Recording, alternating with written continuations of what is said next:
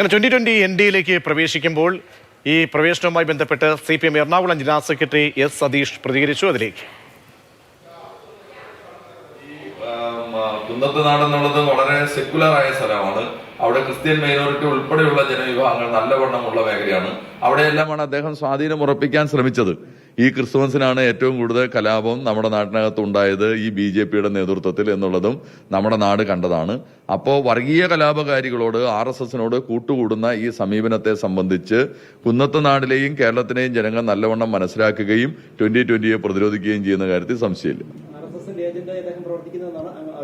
അല്ല, ഞങ്ങൾ നേരത്തെ ഉന്നയിച്ചപ്പോൾ അദ്ദേഹം ഈ BJP RSS പാളയത്തിലേക്കാണ് പോകുന്നതിന് വേണ്ടിയുള്ള ഒരുക്കമാണ് 2020 എന്നുള്ളത് 2020യുടെ ആദ്യഘട്ടം മുതലുള്ള ഞങ്ങളുടെ വിമർശനമാണ്.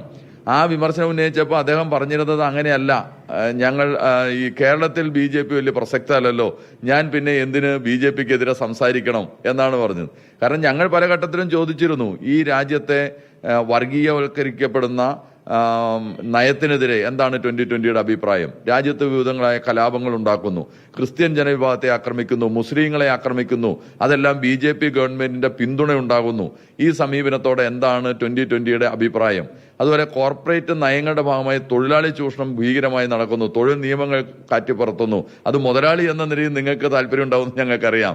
പക്ഷേ ഒരു പാർട്ടി എന്ന നിലയിൽ 2020യുടെ അഭിപ്രായം എന്താണ് എന്നെല്ലാം ചോദിച്ചുകൊണ്ടിരുന്ന സമയത്ത് അതിനോടെല്ലാം നിശബ്ദത പുലർത്തിയായിരുന്നു ചെയ്ത്. അപ്പോൾ തന്നെ ഞങ്ങൾ ചൂണ്ടിക്കാണിച്ചിരിക്കുന്നു, 2020യുടെ പോക്ക് BJPയുടെ പാളയത്തിലേക്കാണ്. RSS ഏജന്റായിട്ടാണ് ഈ 2020 പ്രവർത്തിക്കുന്നത്. ആ പ്രദേശത്തിനകത്ത് BJPക്ക് വളരാൻ കഴിയാതെ വരുന്ന പ്രദേശം എന്ന നിലയിൽ ഇത്തരത്തിലുള്ള പണക്കാരെ കൂട്ടിക്കൊണ്ട് പുതിയ മൂവ്മെന്റ് ഉണ്ടാക്കി BJPക്ക് വളക്കൂറുളം മണ്ണാക്കി മാറ്റാൻ കഴിയുമോ എന്നതിന്റെ പരിശ്രമമാണ് നടക്കുന്നത്. അതിന്റെ ടൂളായിരുന്നു ഈ 2020 എന്നുള്ളത് ഇപ്പോൾ വ്യക്തമായിരിക്കുന്നു. ഒരു സംശയം വേണ്ട, ഇതെല്ലാം തിരിച്ചറിയാനുള്ള ശേഷി മലയാളികൾക്കുണ്ട്. അവരതിനെ പ്രതിരോധിക്കും.